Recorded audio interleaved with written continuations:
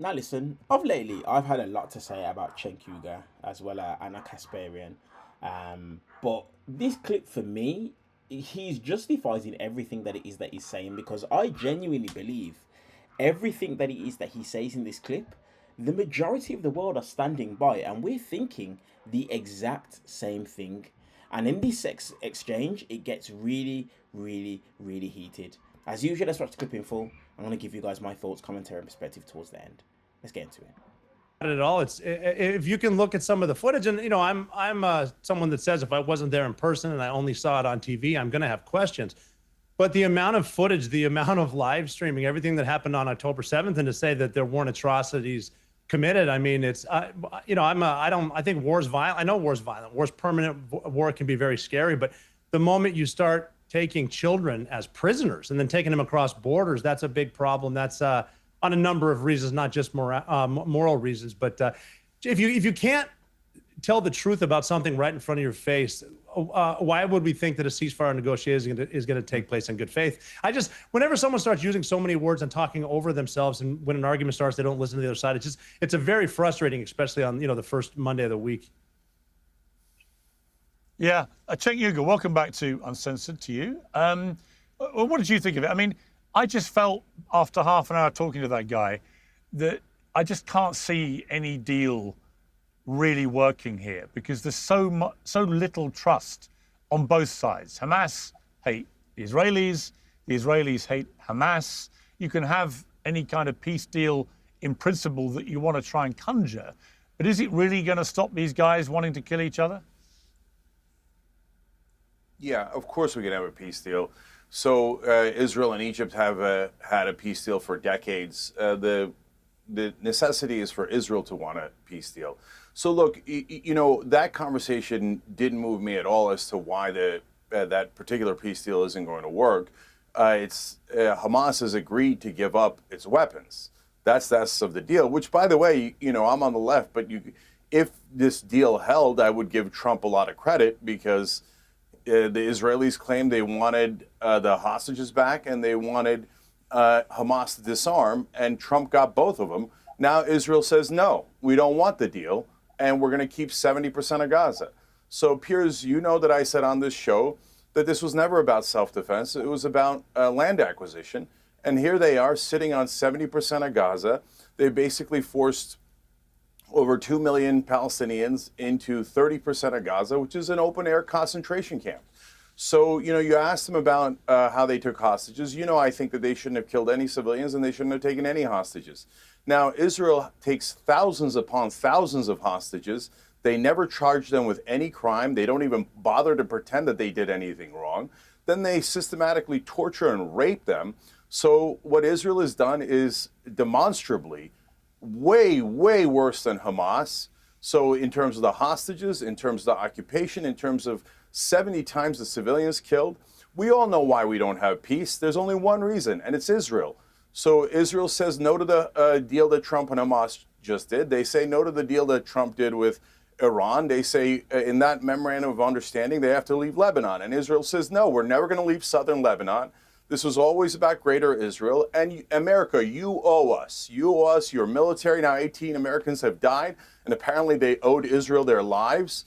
Over 400 Americans injured, all for Israel. All the wars are for Israel. And so, you know, you could blame Hamas, and I would agree with you on what they did on October 7th and the civilians killed. But at the end of the day, who deserves more blame, the slaves or the slaveholders?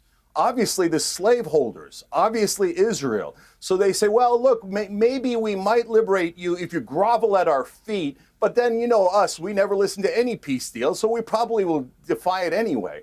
So there's nothing that appeases the fascists in Israel. Can we please stop funding them and having our men and women killed for this terrorist state? And if you call Hamas terrorists, okay, no problem, Piers. But you have to acknowledge that Israel is far bigger terrorist organization. They have a worse civilian kill ratio, and they've killed at a bare minimum 70 times the number of civilians. And you talked about that baby who was taken hostage.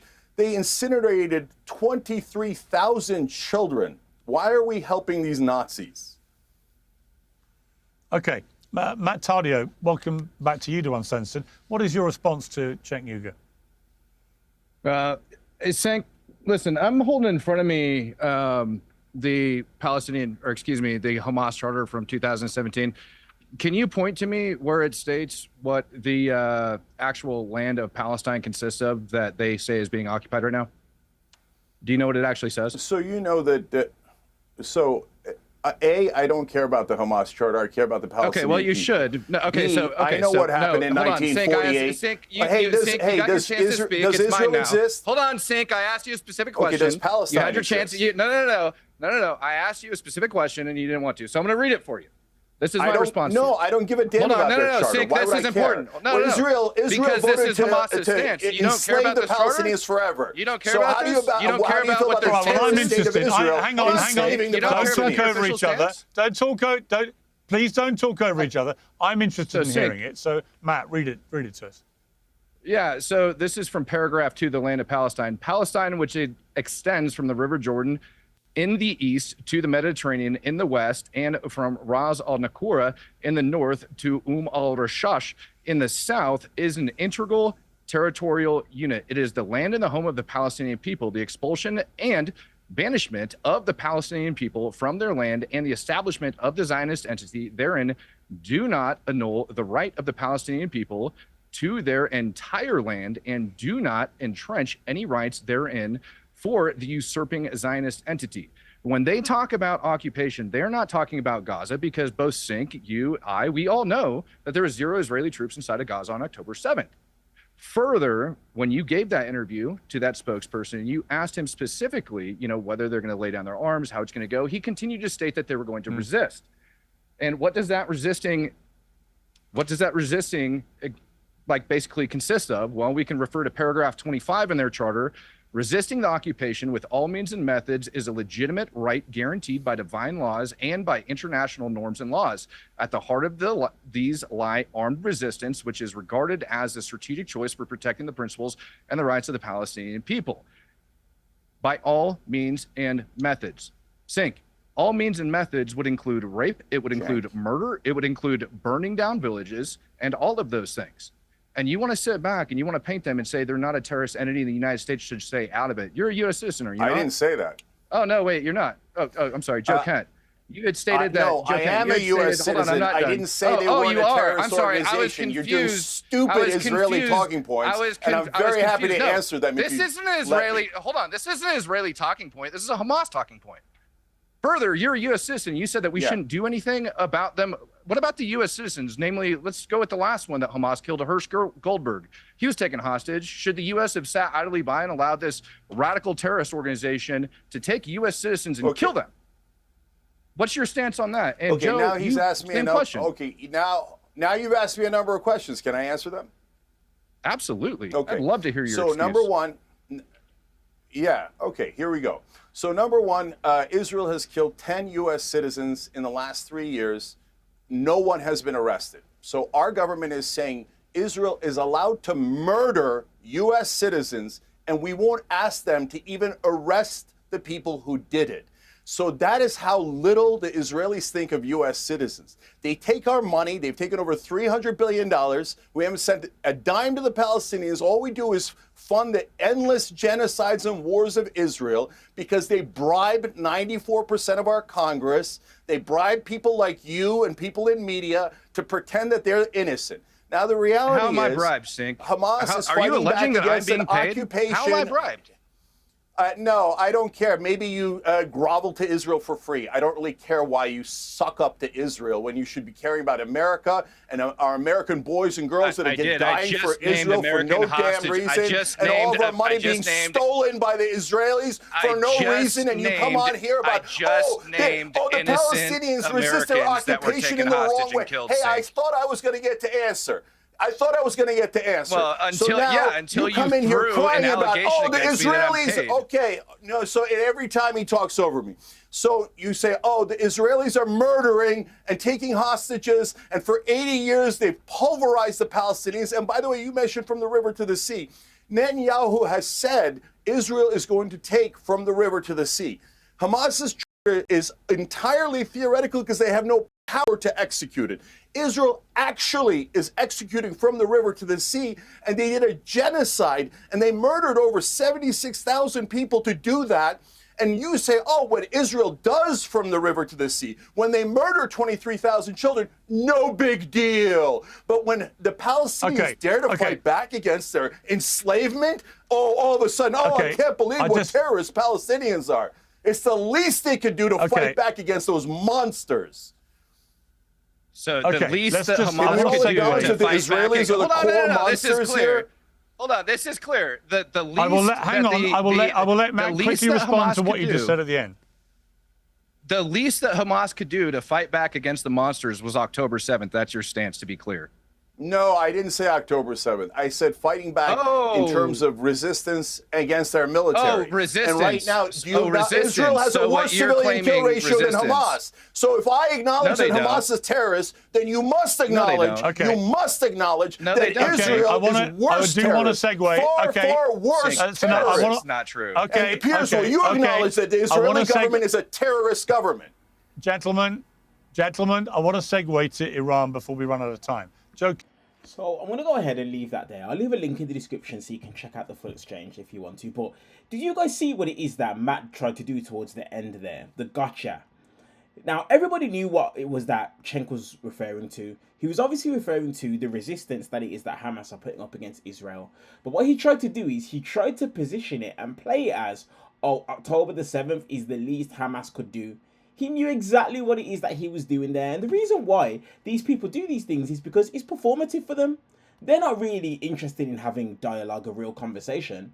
They're not interested in that at all. What they're interested in doing is trying to paint Hamas in the worst way, as well as people who believe that Israel are doing something wrong in the worst way.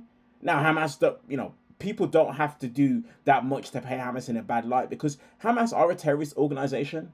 But this is what the problem is with many people who defend Israel. They believe that if you disagree with the ongoing genocide within Gaza and southern Lebanon, you are pro-Hamas. Two things can be true. You can believe that Hamas is a terrorist organization, but you can also believe that Israel are a terrorist organization because of their actions and what it is that they're doing within Gaza and within southern Lebanon.